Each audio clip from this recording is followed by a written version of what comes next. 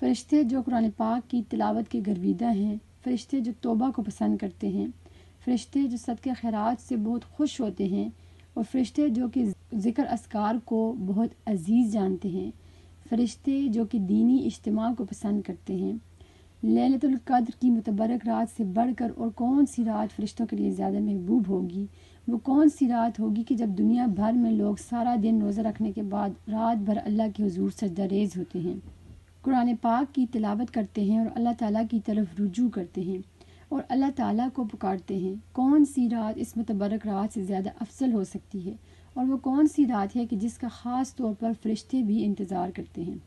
حضور صلی اللہ علیہ وآلہ وسلم نے لیلۃ القدر میں زمین پر آنے والے فرشتوں کی تعداد کے بارے میں ذکر فرمایا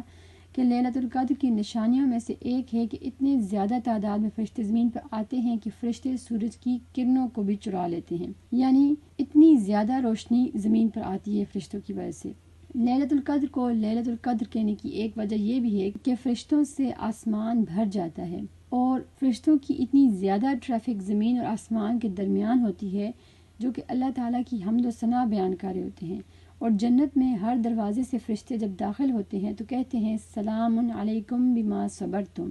اور اس رات وہ کیا کرتے ہیں؟ وہ کرتے یہ ہیں کہ وہ اس دن تمام مساجد اور مومنین کے گھروں میں جاتے ہیں اور کہتے ہیں سلام سلام سلام۔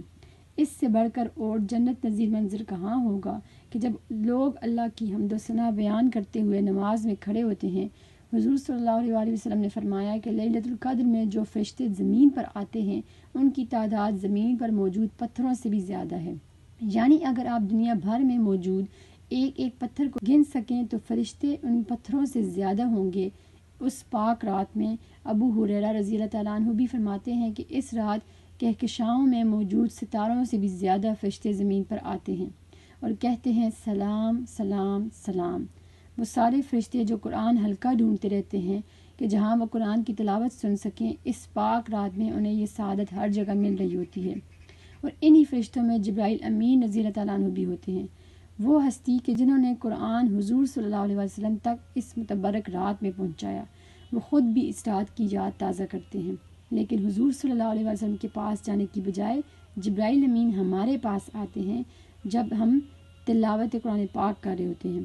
اور میں چاہتی ہوں کہ یہاں اس حدیث کو بھی ذہن میں رکھا جائے کہ جب حضور صلی اللہ علیہ وسلم اپنے گھر میں موجود تھے اور جبرائیل امین نے حضور صلی اللہ علیہ وسلم سے کہا کہ خدیجہ رضی اللہ تعالیٰ عنہ کو میرا سلام دیں اور انہیں اللہ تعالیٰ کا سلام دیں۔ یہ بات تو ہر ایک کو پتہ ہے کہ آپ کبھی بھی حضور صلی اللہ علیہ وسلم کی طرح تو نہیں ہو سکتے کہ آپ پر قرآن نازل ہو، لیکن آپ یقیناً ان لوگوں میں سے ہو سکتے ہیں کہ جن کے پاس کوئی اور فرشتہ نہیں بلکہ خود جبرائیل امین سلام پہنچانے کے لیے آتے ہیں، اسی طرح جیسے انہوں نے حضرت خدیجہ رضی اللہ تعالیٰ عنہ کو حضور صلی اللہ علیہ وآلہ وسلم کے ذریعے سلام پہنچایا تھا۔ فرق صرف اتنا ہے کہ اس بار وہ آپ کو اللہ کا سلام دینے آتے ہیں، کیونکہ اللہ تعالیٰ نے انہیں آپ کے پاس سلام دینے بھیجا ہے۔ اس لیے اس متبرک رات کے لیے خاص تیاری کریں اور تلاوت کریں، ذکر اذکار کریں اور پورے خوشی و خضوع سے کریں، کیونکہ ہو سکتا ہے کہ جبرائیل امین آپ کو سلام پہنچانے کے لیے آپ کے گھر میں آپ کے مصلی پر جب آپ نماز پڑھ رہے ہوں وہاں آئیں۔ اور ہم سب یہ بات جانتے ہیں کہ جبرائیل امین اور تمام فرشتوں کا رب آپ کو اس رات بھی ہمیشہ کی طرح دیکھ رہا ہے کہ آپ کتنی خشوع و خضوع سے کھڑے ہیں، کتنے صدقے دل سے اپنے اللہ کے ہاں حاضر ہیں، اور جب آپ قرآن پڑھ رہے ہوتے ہیں اور عبادت کر رہے ہوتے ہیں۔ دعا ہے کہ اللہ تعالیٰ ہم سب کی عبادات قبول فرمائے اور ہمیں توفیق دے کہ ہم ہر رمضان میں پورے خوشی و خضوع سے اس کے حضور پیش ہوتے رہیں اور عبادات میں اپنے آپ کو مصروف رکھتے رہیں۔ السلام علیکم ورحمۃ اللہ وبرکاتہ۔